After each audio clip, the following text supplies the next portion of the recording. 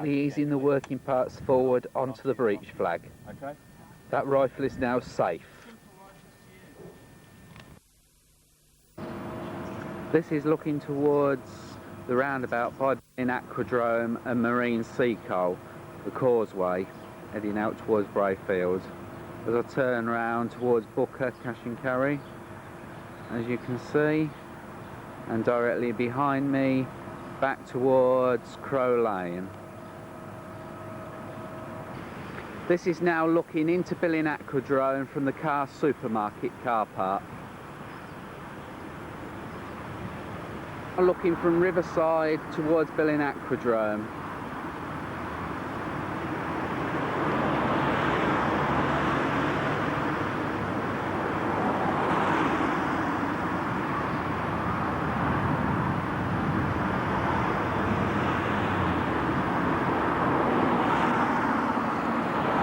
As you can see there, how deep it is.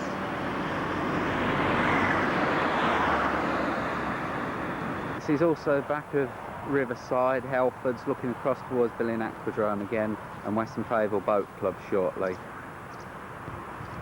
I am now looking towards the lake, Shoesmith and Harrison and the County Council offices on the Nen flood relief plain, which is completely full. The barrage gates are down there in front of us. They are closed. That sluice just coming in now is the normal sluice that is normally open to allow the water to flood into the field behind it.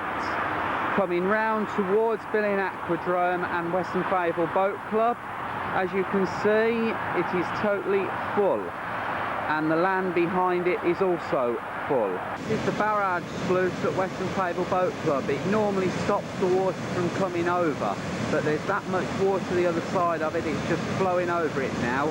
Otherwise we'd have even more floods in Beckett's Park. As I gradually pan round, we have got Western Fable Boat Club behind us, and looking down towards Billing Aquadrome. It's looking back down towards the lakes again, just to give you a rough idea. And this is the sluice at the barrage gate. Just look at that.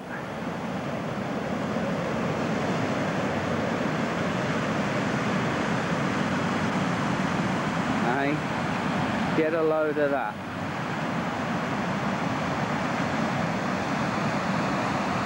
Going down towards Billing Aquadrome, all this lot.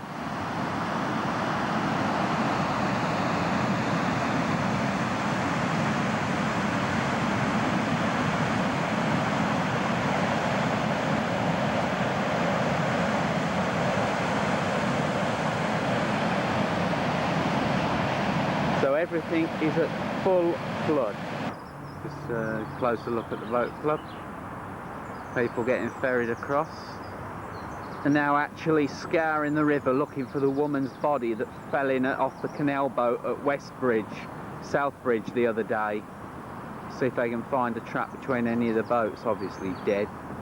Bedford Road Weir now, as you can see that's fully down as well. As I gradually pan round back towards the lakes and looking back towards Billing Aquadrome, as you can see. This is the corner of Bedford Road, Nunn Mills Road, all flooded. Pontoons by Nunn Mills Bridge. Looking across at the fair in Midsummer Meadow and the car park. As you can see, the flow on the river. Looking up towards Beckett's Park Lock, as you can see there is a canal boat actually on the towpath itself due to the flood and the end of the unit. Across towards the unit, as you can see, the water has actually gone down by about 1.5 feet now since 5 o'clock this morning when we first came down here, and it was flooding inside the unit. You can see the mark around the unit concrete. Avon's Fields. Looking round towards Avon, who currently have a power cut.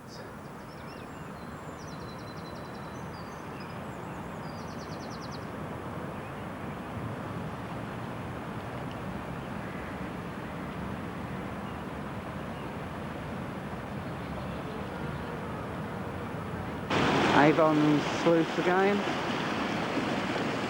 As you can see, totally chopped up.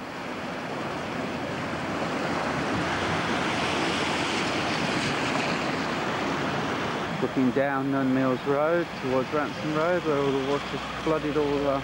This Avon security guard wading through it. This is the front of Avon now. 4217. Smile, you're in candid camera. Just for the Sea Cadets, how's that? You see, this is the front of the unit, where it was about a foot higher than what it is at present, and there's about 6 inches of shelf, so that means the water has been inside the unit by approximately 9 inches. Panning round towards the warehouse gate and looking across towards the lake, or what was a lake, I should say. It's now a massive lake. And back towards Avon.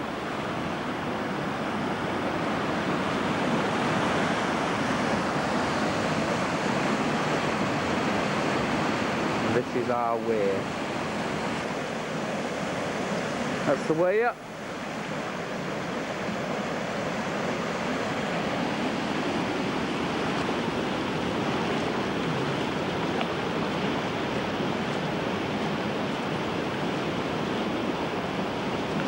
As you can see, we secured the boats to the mast at approximately 5 AM this morning. Today is Good Friday 1998. Not a very good Friday though, is it? The Metro's still stuck in the flood on Bedford Road.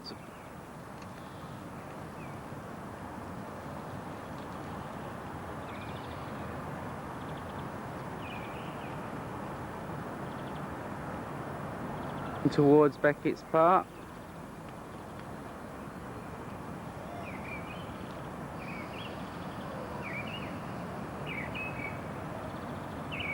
Looking across at the unit from Beckett's Park, as you can see how high the water came up the doors in the unit, and there's the boats again tied up to the mast and the brick built with about a foot of water inside it. Gradually panning round towards Beckett's Park Pavilion.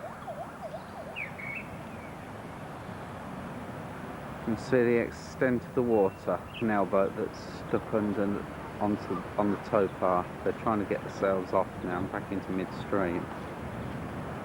That's the canal boat that I've just rescued. I took their bow line as they edged forward and tied it to the bridge, so they're now in the middle of the river instead of sitting on top of the brick wall at the side of the river. So hopefully now they'll just sit there and ride it out till the river drops sufficiently enough for them to tie up alongside. Now back in the unit, as you can see, the deck is totally awash all over. All the offices have been absolutely washed out. Just to prove it, I dragged my foot along the floor. There you go. Look at the state of this lot. Office in there as well, look at it. I just come round out onto the main deck.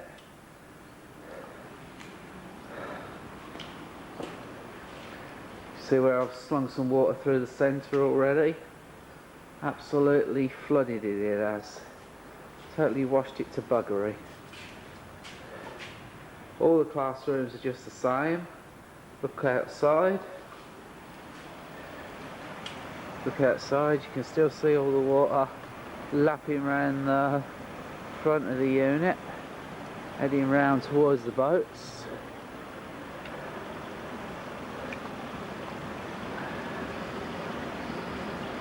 There's a mast and all the boats.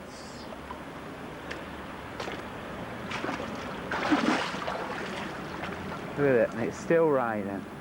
Parade Square from the unit side this time. You can see how far up the wall it's come. Look at it, more or less all that complete bottom slat. Make your way out towards the boat shed now. It's still floating. Look at it. Bloody useless, look at it. Totally water everywhere. All the way up the top of these boats it's been everywhere. Bloody outboard engine's been floating in it and all. The Johnson 25, that was totally underwater.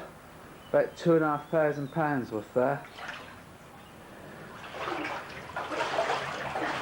Look at it. Totally soaked it's been.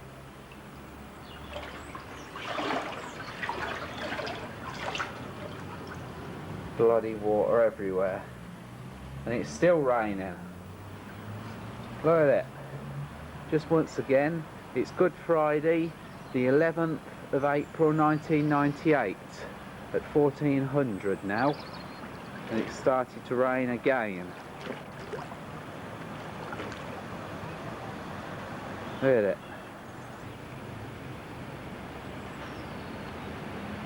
It's now 4:15. Friday the 11th of April 1998. As you can see, the water is now starting to subside as it is gushing off of our ground.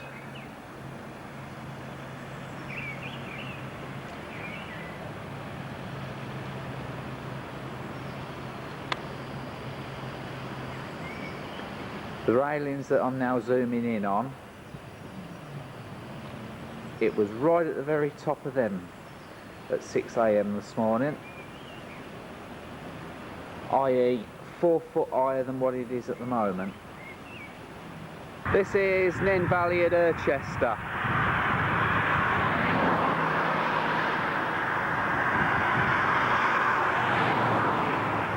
Gradually coming round towards Whitworth.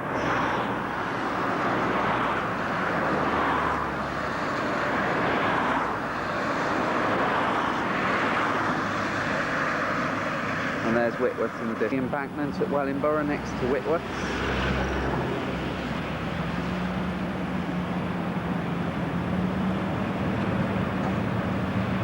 Side as it's rushing underneath the A45 towards Whitworth. Wellingborough Lock at the back of the prison, up the hill there, totally swamped. On the Wellingborough side, looking from the 45 round towards Whitworth again. You can see, well awash. Standing in Ditchford Lane by Chettles, filming Wellingborough and gradually coming back towards Ditchford.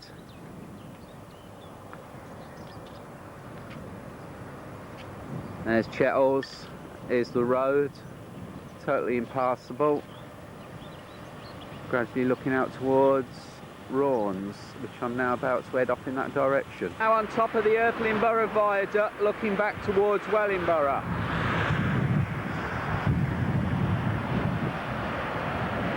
On the other side of the Erthlingborough Viaduct, looking at the Gypsy encampment and out towards Raunds. That is also Erthlingborough Diamonds behind there. The Erthlingborough Diamonds side, looking at the original old bridge that used to go into Erthlingborough. As you can see, it's virtually underwater. And there's the Diamond Centre in the background. As I gradually pan over the bridge, you'll see the main Erthlingborough itself. There's Erthlingborough, and all this water you can see now is normally fields. See where it's breached through. So the river is actually to my left. The river's normally in there. It's the lock just before you get to Erthlingborough as you're coming down the Nen from Northampton. And as you can see to my right, the Metal Bailey Bridge where the water's gushing through. The river normally comes straight forward towards me now, but it's all going off to the right, left and flooding the fields. Now looking down the gravel track towards the Sailing Club and the Sea Cadets in Thrapston. Sports Club is to my left.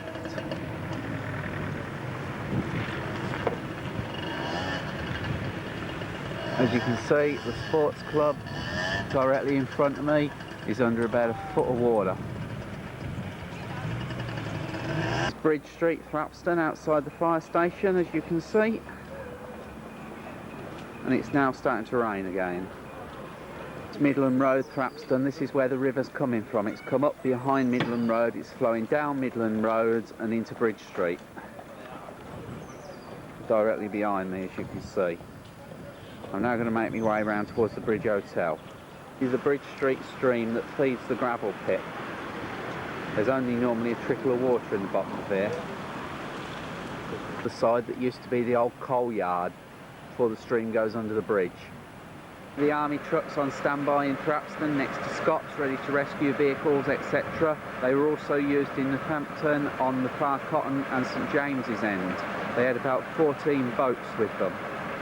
The pond by the bridge in Thrapston, looking over the bridge and into the old ARC coal yard. That's got quite a bit of water in it as well.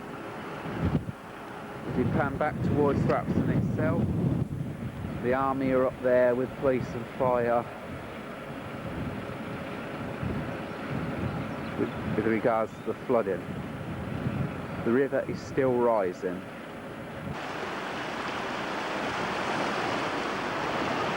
I'm now standing on the bridge in Thrapston itself, looking down the Nen towards Islip.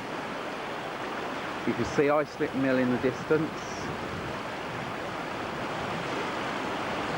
That looks like it's already been flooded down there, and the sailing club is just down behind that tree to the right of the mill. I'm going to make my way around to Islip and film from the top of the hill down into Thrapston. Also, that's the Fox and Owls pub in Islip, where it's flooded at the bottom of the hill, and panning left further we have what used to be the pond.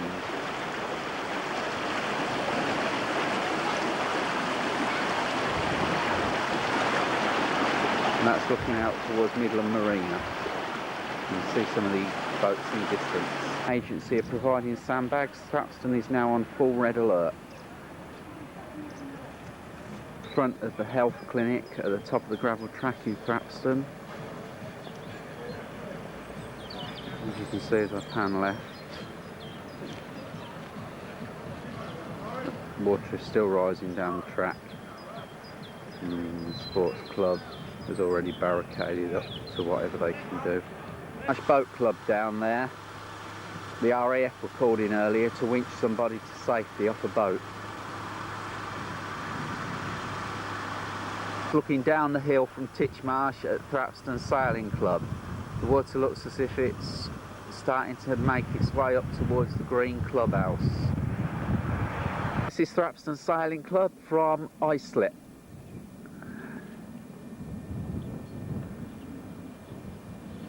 The road just behind the club is about 9 inches deep in water, and just off the bridge at the end here by the mill house it's about 4 foot deep.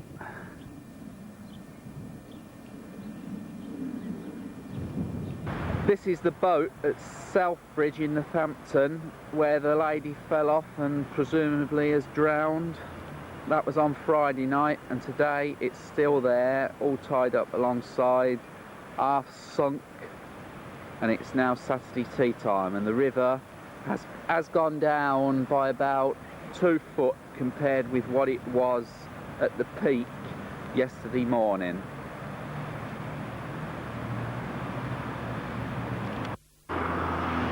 This is now looking from Whitworths gradually around towards Ditchford.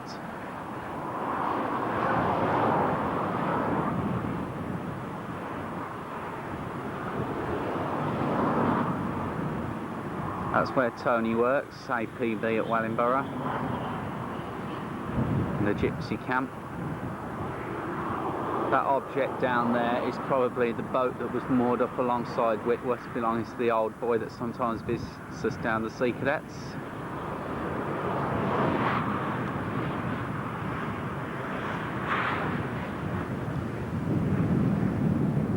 And that's Ditchford, Chattels.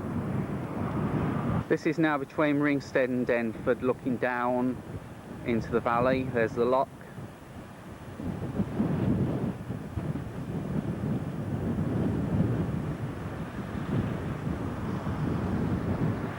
Looking from the same spot between Ringstead and Denford, there's the A14 flyover.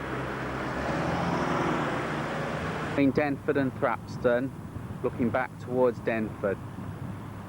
See, there's the lock, gradually panning round towards the A14 bridge again at Thrapston. Now videoing the approach to the Sea Cadets site in Thrapston.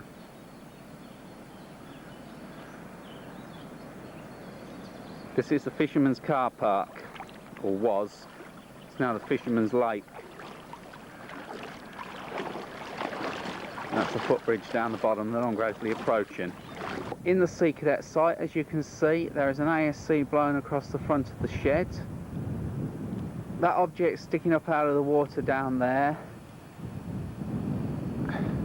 is the Viking, totally sunk. Another ASC there, totally swamped. And the Champ has just about survived. It's probably snapped its stern rope by now because it was tipped down at the bows yesterday.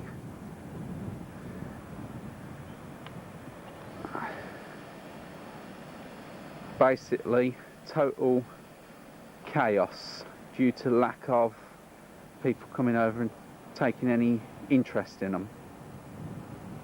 Would have happened if I'd have still been here. And as you look across the water towards the sailing club,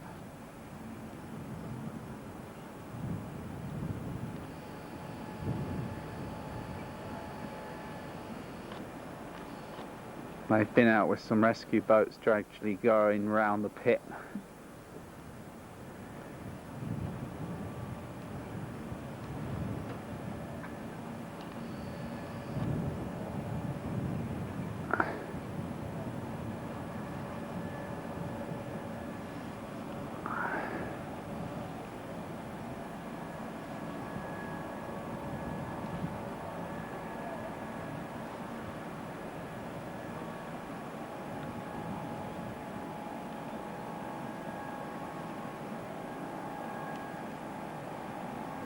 This is the causeway at the end of the track going round towards the sailing club.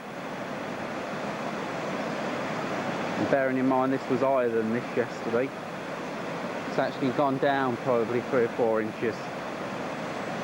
This is looking at the mill house and the rest of the causeway. Roger Hunter barge is being washed across the river onto the sailing club compound, just outside the pump house. Another shot of it. Shot of our Commodore as well, taking some still photos.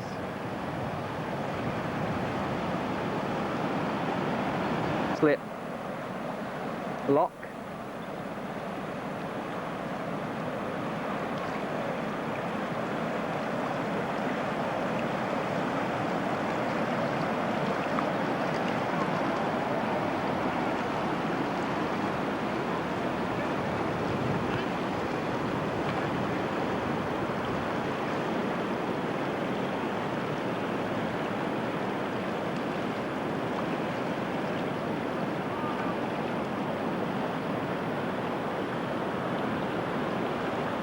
Sea Cadet site,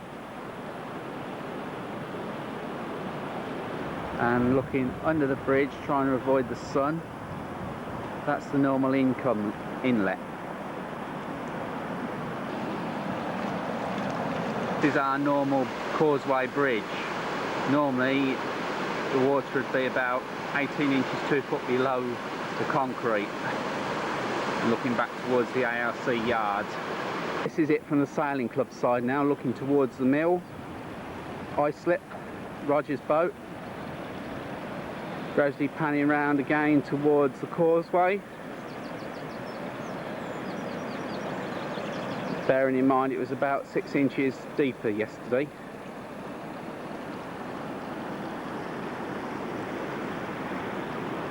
Sailing club and the road stroke car park.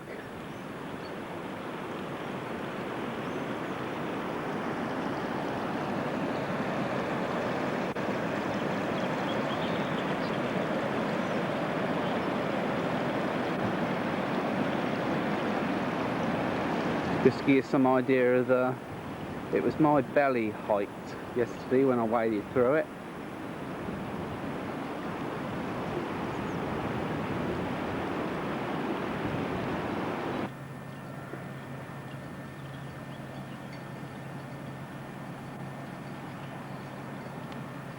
These were the club boats I freed off yesterday when I waded through it. As you can see, the water's still pretty high.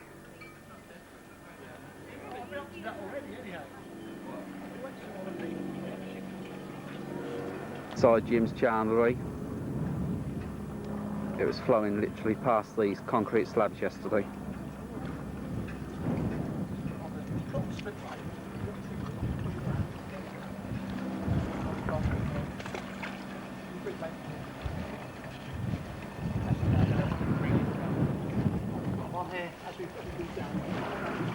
Looking back towards the Sea Cadets and the causeway.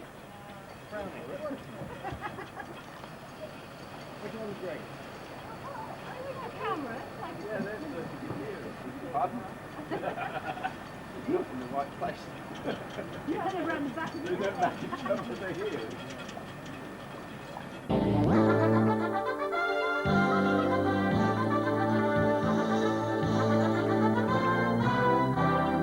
In Anglia News this afternoon, the clear-up begins in Northampton as people return to their homes after the floods. But now Bedford and Peterborough are in danger as the river surge moves their way.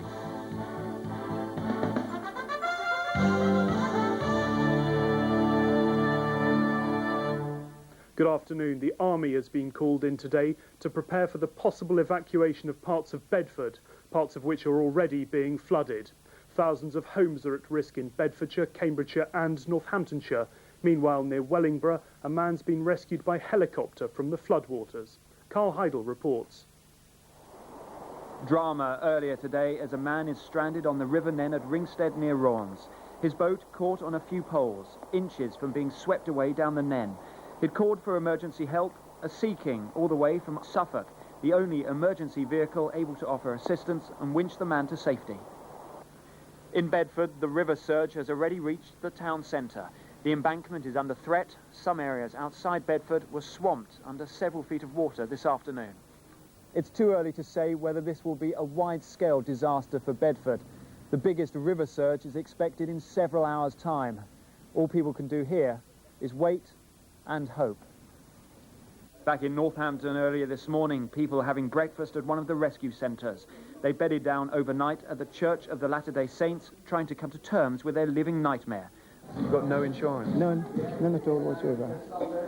Of household or nothing, no. It's bad. Really, really bad. Meanwhile, back at the flood sites, much of the water has disappeared. The debris and boats left at the roadside are a reminder of the devastation caused and the extent of the floods. Residents along St Leonard's Road in Far Cotton, where water was many feet deep, are facing their nightmare as best they can. The clear-up operation is underway, but nobody's seen anything like this before. This carpet is totally sodden. Look here at my boots. You can see the water squelching out from underneath them.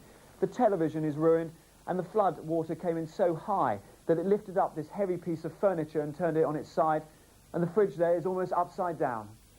More than 1,500 homes have been affected in Northampton alone, and around the whole of the region there are thousands more. And our reporter Carl Heidel joins us now live. Carl, what's the latest from Bedford? Well, it looks as if Bedford could be the next area of the region to be swamped by water. As you saw from the pictures, the river water seems to be flowing over the banks, and even while I was there, it seemed to raise about an inch or so.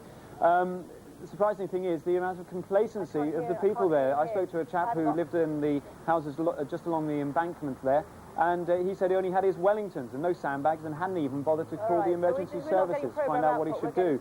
I spoke to another chap who also was surprised about the number of people that were complacent. He'd just returned from Peru, and he said he'd seen the devastation of El Nino at first hand, and he said it's amazing what Mother Nature can do, and the amount of time it only takes a few minutes for the water to rise when it is going. Carl, I gather there's already flooding on the outskirts of Bedford. That's true. As we were going down to Bedford, we had to go over the River Ouse. I've never seen anything like it before in my life. Murky water, a floodplain is the only way I can possibly describe it. The sheep, cows, any amount of cattle were just standing on the banks to try and get a dry spot. It's Luton. Carl, thank you very much. Well, Bedford is only one place that's having to prepare for the worst. Peterborough is also under threat tonight as water moves along the River Nene towards the city. Andrew Sainsbury reports. As the flooding moves through the region, it's already reached Thrapston in Northamptonshire. The huge amount of water that flooded Northampton has to make its way to the sea, and Thrapston is one of the places on the way. Midland Road backs onto the river, and it's left people there struggling to save their possessions before the water gets too high. We've moved everything we can upstairs, but apart from that, you know, it's just sort of, I don't know what the damage is going to be until you sort of go back in when it's all gone down, you know. We'll see then. This is the third time my house has been flooded in 8 years, so I'm just thinking about putting a for sale board up, actually. Staff at the region's Emergency Flood Control Centre in Peterborough are warning that the water is now heading for the city, and low-lying areas in particular are under threat. Well, they should be aware of the likelihood of very heavy flows, and that could lead to flooding in their areas, and they need to be very alive to that and be taking action to protect their own properties and their own families from the effects of water, if indeed they're unfortunate enough to become subject to it. The worst may almost be over in Thrapston, but for the people of both Peterborough and Bedford, the worst may be yet to come. Andrew Sainsbury, Anglia News. Our reporter Sarah Yates has been following the situation in Cambridgeshire, and she joins us now. Sarah, what's happening? Well, the emergency services have issued a red flood alert for large parts of Cambridgeshire. They're saying that people in the low-lying areas around the river in Peterborough are particularly vulnerable and should take extra precautions. St Ives also, we've seen this afternoon, the river has, it seems, spread right across the fields there. An area of particular concern, say the police, are the Hemmingfords, Hemmingford Grey and Hemmingford Abbot. People there were warned earlier on today they should prepare to evacuate their houses. We've been down there this afternoon, and that's exactly what they've been doing. People have been lifting everything they can possibly move up onto the top floor of their houses and also of their neighbours' houses. There's something of a Dunkirk spirit down there, it has to be said. They're preparing for water to rise in a few hours' time, and possibly with a further surge tomorrow morning. Sarah, thank you very much. Well, you might remember in last night's programme we spoke to a couple who'd rescued their wedding... They've given up hope of finding a woman who's been missing in Northamptonshire since Thursday. The Environment Agency has described the floods as the worst in living memory. Rescuers spent the morning searching for 14-year-old Carl Giles. The schoolboy was swept from his milk van after it was hit by a flash flood. His body was later recovered from the River Leam. The schoolboy had been out on deliveries at the time, trying to earn extra pocket money. In Northamptonshire, police have given up hope of finding the woman who fell from this boat in the River Neem, another victim of the fierce floods which have swept many parts of central England.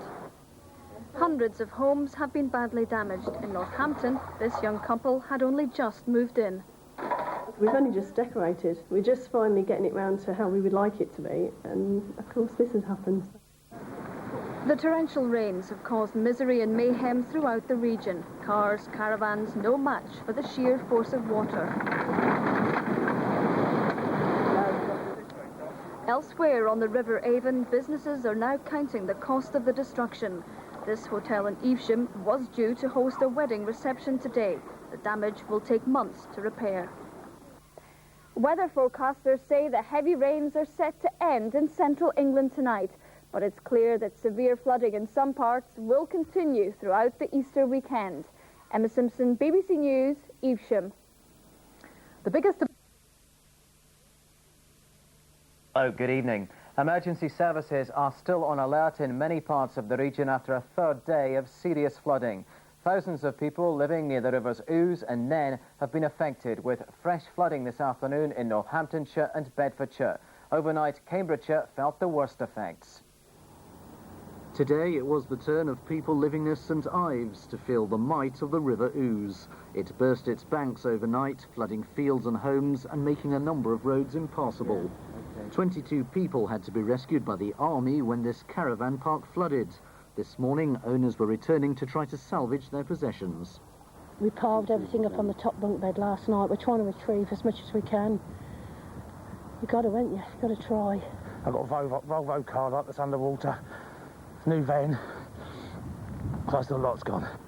There's also been a string of red alerts along the River Nene. This afternoon, members of the Territorial Army were laying sandbags in Peterborough. We also have soldiers who are filling the sandbags at the council depot, and also we have soldiers stood by with Gemini assault craft who can actually rescue people should that need ever arise. The worst of the rain is over, but it could take up to a week for water levels to subside. Andrew Sinclair, Look East, Cambridgeshire. Many towns and villages in Bedfordshire are flooded this evening. This was the centre of Bedford a short while ago. A number of roads have been closed and a fairground had to be evacuated. The water levels aren't expected to subside until after midnight. And in Northampton, hundreds of people have been returning to their homes following 2 days of flooding. One woman died and another is still missing after her houseboat overturned. Hopes of finding her alive are fading. After the deluge, the big clean-up operation. People returning to their homes in the Far Cotton area of Northampton found them under a layer of mud deposited by the receding floodwaters. Scott and Linda Howard moved into their house just under a year ago. Today they were throwing out damaged furniture and carpets. Not even the children's toys managed to escape. Photos the couple took as the waters rose show the extent of the flooding. We've only just decorated. We're just finally getting it round to how we would like it to be, and of course this has happened, so... We were just ready to put the final touch, which was a new carpet, but we hadn't actually bought that yet, just as well. Earlier, Northamptonshire Police held a news conference to praise the many organisations and volunteers who'd helped in the rescue effort. And they had a word of warning for people returning to their damp homes. When they go home, we need to be sure the house is safe. The electricity might be off, but the electricity company will need to check that it's okay for them to switch it back on. So that's the first thing. The second thing is, if you have gas appliances, the gas has been in the mains. Do not use the appliances until Transco have come. While Northampton is getting back to some semblance of normality, other towns and villages close to the River Nen are on alert for more flooding. This afternoon, the High Street in Thrapston resembled a lake, and in what has become an all too familiar... An MP for one of the worst hit areas has called for an investigation.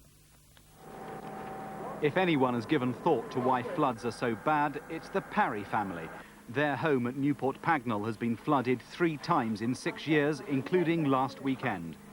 I would say to the people of Newport Pagnell, Buckingham, Kettering, Northampton, just look around you and see how much new development has happened over the past few years. The acres of concrete and tarmac.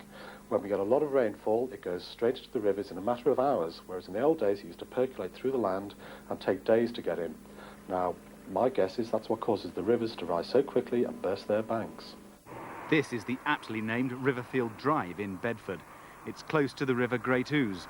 Developers have taken their responsibilities seriously here and built in drainage channels, but on Saturday night, parts of it still flooded. Sources within the Environment Agency admit they're worried about new development. Northampton South MP Tony Clark agrees. A lot of residents are concerned at the scale of development in Northampton, which means that quite a lot of the new houses, the new industrial developments may be taking away some of the natural soakaway areas. And I think that's one of the issues that the Environment Agency have got to answer. Record rainfall was the cause of the floods, but inadequate flood defences and development are thought to have made it worse. Meanwhile, police today named a woman who disappeared in the Easter floods. Challios Spence is thought to have been washed from her houseboat, which was moored on the River Nen in Northampton. The body has not yet been recovered. Mrs. Spence was 33 and came from Hertfordshire. The houseboat has been pulled from the river and will be taken back to Hertfordshire. People whose possessions were lost in the floods in Northampton were today picking up furniture donated by local companies and the public. A flood relief fund, designed to help those hit financially by the terrible weather, is running at £35,000. A special phone line is being set up where people can offer help as well as appeal for assistance. It should be operating by next week. And you can see a special half-hour Anglian News special programme on the Easter floods immediately after this. Your kitchen's like, and what that would be like when you went back. Multiply that by a couple of thousand houses, add to that industry that have got factories and huge amounts of stock just standing in water. We're talking about a huge emergency, millions of pounds of damage. I just finished doing the whole house up.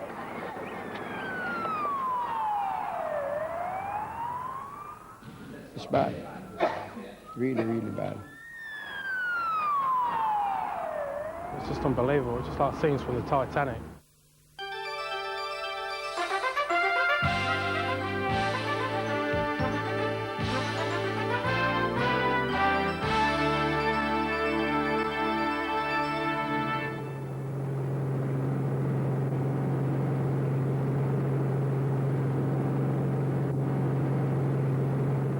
Heavy rain across Great Britain in the run-up to Easter has caused almost unimaginable flooding.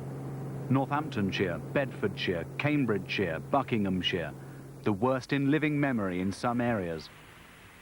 2 are dead, thousands of homes are wrecked, possibly hundreds of millions of pounds of damage. For residents in Newport Pagnell here, this disaster should be unthinkable. It should only happen no more than once every 150 years. But the fact is, the last time this area flooded was in 1992. Now people here are asking, why has this happened? Why have their homes been exposed to this again? Exactly 7 days ago, and it's raining in Northampton. Not an unusual occurrence, but one which over the ensuing bank holiday weekend and beyond would lead to flooding, the enormity of which would overwhelm ordinary people and emergency services alike. First roads began to flood, then businesses. Yeah, it started raining heavy, and then there was just a build-up of water came rushing in about 20 to 1. And from then on, it hasn't stopped. That evening in the village of Geddington near Kettering, the first signs of the disaster to come. The problem is that we've got a manhole cover in the hall and in the back garden, and it's coming up. Now, I need a pump desperately, because we can't... Susan Seckham is among the first to experience the relentless surge of water. My concern is that this rain is supposed to be on for 3 days. So we can contain it now, and I'm fine now, but what's it going to be like in 3 days if we don't get some help? She's not the only one who needs help. By morning, parts of Northampton have become submerged by a tide of river water, drain water and sewage. It's Good Friday. Overnight, the River Nen has burst its banks. OK, mate. Right, you OK? Yeah, don't. Okay. Thank you. Okay. It's all right, no problem. No problem, mate, no problem. All right? Yeah. Oh, mate, you're all right. He's all right, he's all right. OK, Tony, we'll let the police know we've got them out and then we'll carry on that. At 5:30 this morning, the police were knocking on the door to get us out, like, and get all their stuff moved upstairs and everything, and they woke us up then. Could you believe it when you see it like this? No, didn't think it would be this bad, no. Just got up, of course, couldn't move, everywhere was flooded. Just done what they told us, opened the front and back door, because the current was going to get stronger. So we had to just do that. Now we've been told to come round, lock up. Just shut up, we've lost everything we've got, roughly, so... Well, it's been murderous in there, actually. You know, I came in at 3 o'clock this morning, and my mother had already been taken upstairs, disabled as she is. And I actually had to break in through a window and get in, but the door had already been smashed off and 4 foot of water all over the place. What's it like? It must be awful. It is very terrible, you know. There's people still trapped up in there, old people. Take her up to that area there first.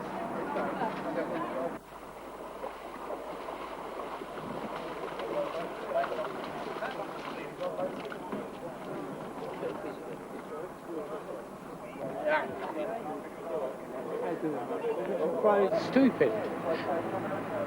Because the one in the house said everything's knackered.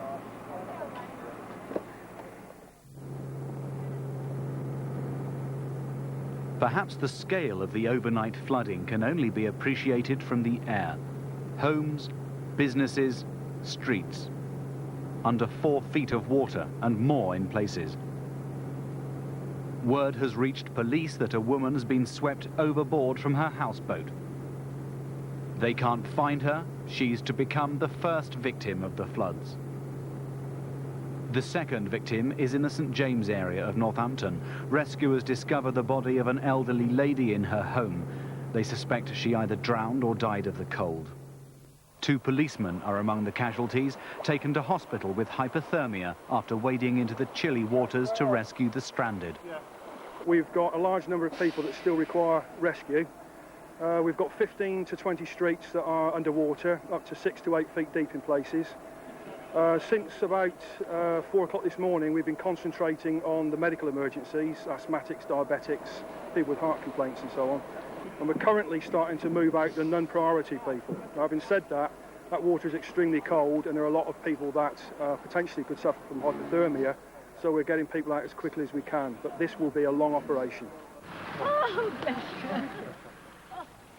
Families and friends hug each other with joy as they're reunited.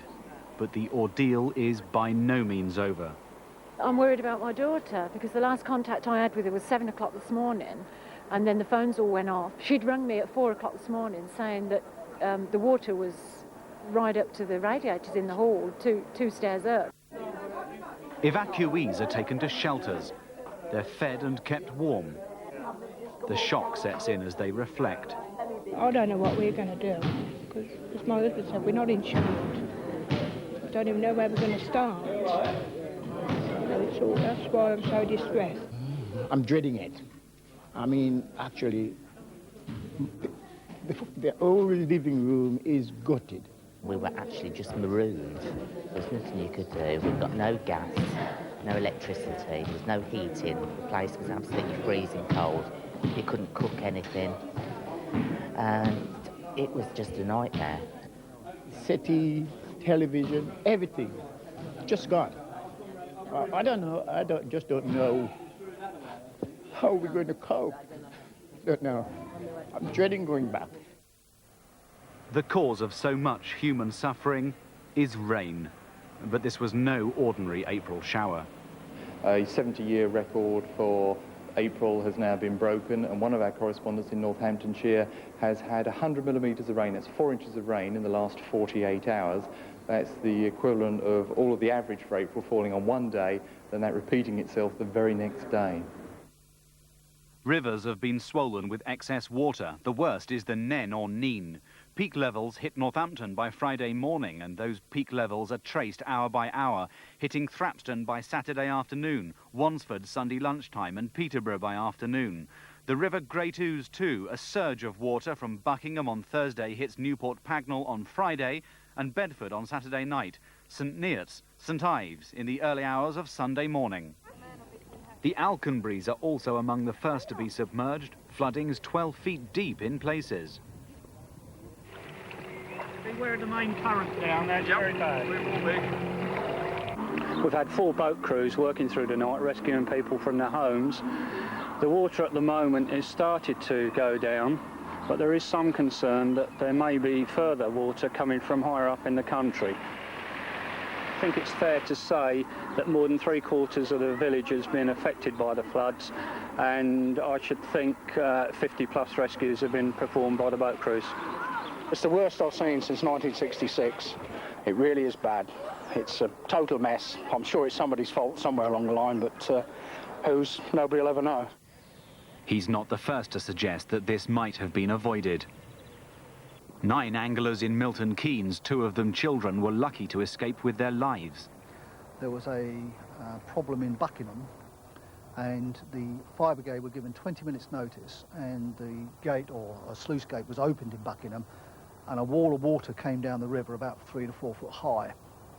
That just swept all the fishermen and all their equipment straight off the side of the lake. Well, there was no warning or anything. The water just came straight down the river and washed straight through them. The River Great Ouse sweeps on from Milton Keynes to Newport Pagnell. This is Lakes Lane. Residents from private houses and an old people's home are helped out by boat. Excuse me. Animals stood no chance. Just had a few lambs washed away and that, and chickens. Chickens have, we've all found them in the pens and that, all dead. Thank you. Thank you. Morning. It's Easter Saturday and Lakes Lane is coming to terms with the night before.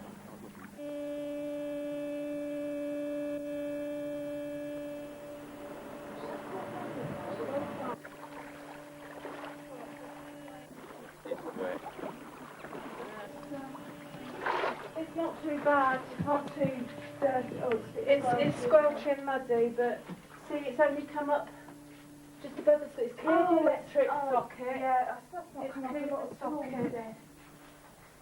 No. Oh, it smells. You can't sweep it away. The Pierces are just returning to their home in Lakes Lane after an enforced night with friends. I feel quite angry in the fact that we had no warning whatsoever, absolutely no warning. Obviously the amount of rain that we had overwhelmed the resources that they put in place to try and keep this water back, but I mean, questions need to be asked actually, how they do manage the environment, you know. when you get this sort of situation. The Environment Agency says it did broadcast warnings, but it is trying to improve them. Newport Pagnell's fairly high in the catchment. Having said that, we would try and give them as much warning as possible. I suspect in Newport Pagnell's case, it might well be that there are a number of tributaries that join the Great River Ouse and the Ousel, the confluences at Newport Pagnell. And I suspect a lot of the local tributaries were also filled up very quickly and couldn't actually discharge into the main river. So I think it was probably a situation of a lot of surface water not being able to get away. Then, for the first time, the Environment Agency admits it failed to give adequate warnings in Northampton. That's so. In fact, they didn't get a warning at all. We looked at the flood that was building above the town as it came down through the villages of Weedon and Kislingbury, and it didn't appear to our monitoring stations that we were going to get a flood which would overtop the defences of Northampton. It wasn't until the late hours of Friday morning when we realised just how large a flood we had, by which time it was obviously too late. Is this going to happen again? No, we will not let it happen again. We will be issuing warnings in future which will mitigate against the damage that occurred on this occasion. Now Thrapston, back in Northamptonshire, has just been hit as the Nen burst its banks there. Like thousands already, residents are clearing their downstairs as much as they can.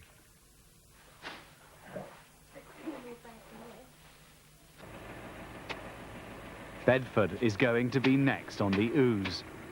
If the peak hits as expected, then the scenes in Northampton will pale into insignificance. Clapham is flooded, Turvey, Kempston. But in the town, by nightfall, the worst fears are becoming reality.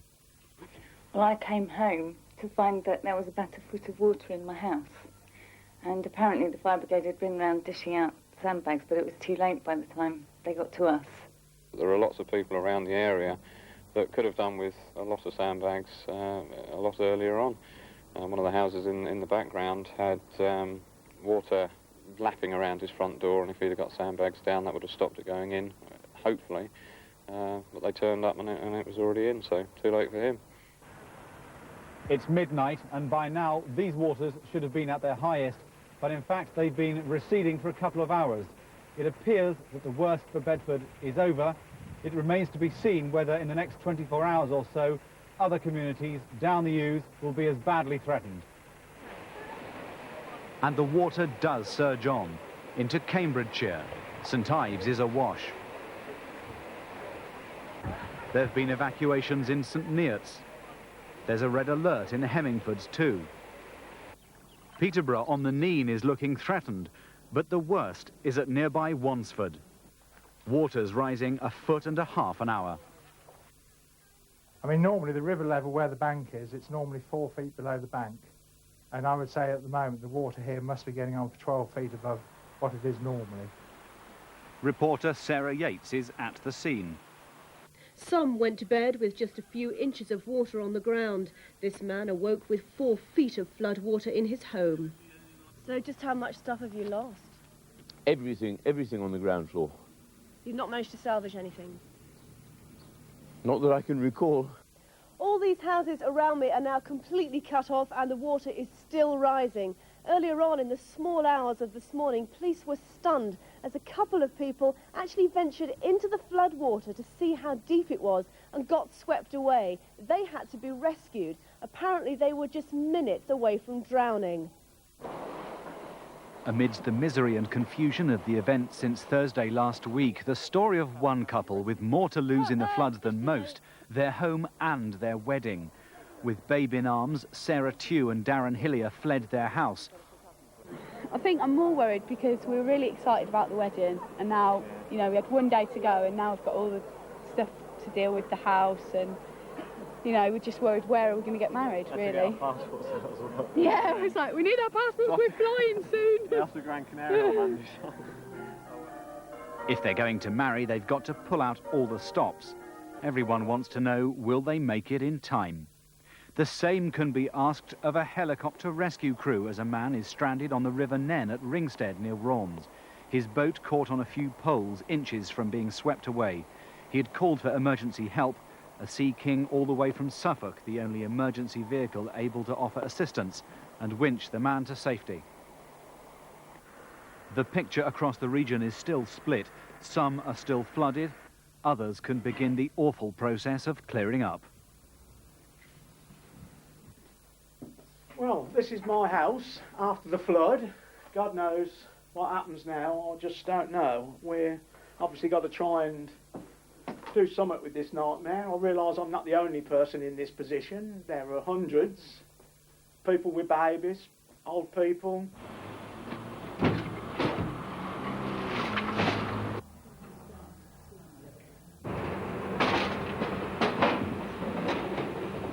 Everything's gone downstairs. I've lost everything, but then lots of other people have, you know, several streets along. Some haven't even got insurance. I'm lucky enough to have some.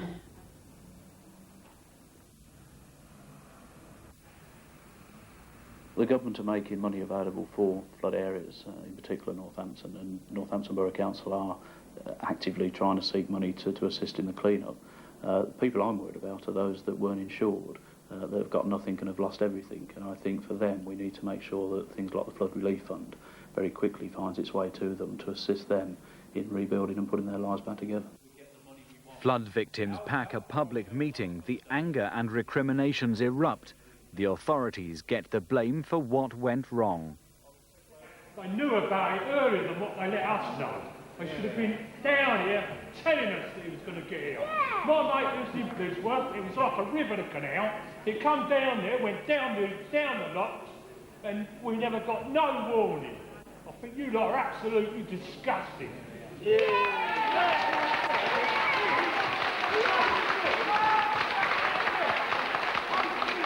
Resign! Never vote for him again. Never. What we were not aware of was that the intensity of rainfall was much greater than we anticipated. And that led to more water than the defences could cope with. An inquiry isn't good enough because most of the time the final outcome of inquiries is that nobody is actually given the final blame. This time somebody needs to be given the blame for this and no excuses. Perhaps the only way to do that is actually to have an inquiry, a public inquiry, quite totally. Okay, I mean, we take the points in terms of what happened in the flood. We've got to find out whether or not our defences are good enough, what we need to improve them, whether or not enough warning was given, if not why not. I want to match what happened in Northampton along what happened the whole length of this country. The police come under fire too for failing to warn householders until too late. The alarm was raised before midnight. Some people in the same road say they weren't alerted until dawn, when it was too late and they were trapped in their homes. On Thursday night, the police officers were committed to trying to rescue people. There were 50 officers out there on Thursday night, initially looking to try to rescue the lady who was swept away from the boat. I didn't have anything like enough police officers to get around 1,500 houses when there were people desperate to be rescued from 6 feet of water, and they were trying to rescue them. The question of why we're still being flooded in this day and age is partly down to money. Heavy rain is nothing new. These floods were in 1974, and people remember the 1947 floods. The last floods were in 1992. Woad Farm, Newport Pagnell, is the home of the Parry family. It's at the confluence of the Ouse and the Ousel, and it's particularly vulnerable to high water. In 1992, the Parry's home was wrecked. At Easter 1998, it happened again. Right, at the end of the hour, we'll have the water pumped out, and we can sluice down the floors, disinfectant up to the level of the flood water. Despite attempts by the family to prepare, they too feel they were let down by the Environment Agency for not warning them soon enough. Might have thought a phone call just to say, hey John, get moving, it's going to happen. It would have saved us a lot of bother, and it would have saved us a lot of money, a lot of insurance claim. I do feel let down, not so much by the agencies. They do try hard, but I believe that a lot of their problem is that it's management by crisis. They are underfunded and under-resourced, and until they are given the ability to actually make an effort, then this thing is going to happen over and over again. I don't think I could say we haven't made any mistakes, but certainly I wouldn't expect there to be many at all. And as far as the flood warnings are concerned, as normal practice, we will carry out a full review where people that have been flooded will be interviewed when things have settled down a little bit, and they'll be asked, were they aware they were in a flood risk area, did they get a warning? But a similar review took place after the 1992 floods. Government agencies looked at new flood defence schemes and shelved them. The benefits of doing a flood relief scheme outweighed the costs, and if we're not able to do that, and we weren't able to do that in 1992, then unfortunately government guidance is that we can't go ahead. So what can be done if the government does offer more money to protect the region? There's the option always of raising the defences. We're walking down past a flood wall now, but the water was probably over our heads on the Friday morning. We could widen and deepen the river, but that would mean removing trees and bushes and just gutting the place. We could possibly look at barrages upstream to store the water. Privately, some in the Environment Agency have admitted to Anglian News that they're worried new development is worsening flooding. It seems these floods were not just a natural disaster, they were man-made too. Rainwater like the Easter deluge can't soak away in fields anymore. It rushes straight off the concrete and tarmac and into drains and rivers. A lot of residents are concerned at the scale of development in Northampton, which means that quite a lot of the new houses, the new industrial developments may be taking away some of the natural soakaway areas. And I think that's one of the issues that the Environment Agency have got to answer and look at in terms of any future investment. Our flood defences are very old. They were placed there at the end of the 40s. They're not able to cope. An answer will have to be found, especially as the demand for homes continues. New families must be accommodated. Darren Hillier and his bride Sarah, who we saw earlier, did marry the next day. After their home and church were flooded, another church, St Luke's in Duston, stepped in. We would like to thank everybody who has helped us and supported us. People have given us clothes, because we came out of our house without anything. The vicar was worried that we wouldn't be able to get married unless we did it at St James, so they were talking about wearing our wellies and going and getting married and stuff like this.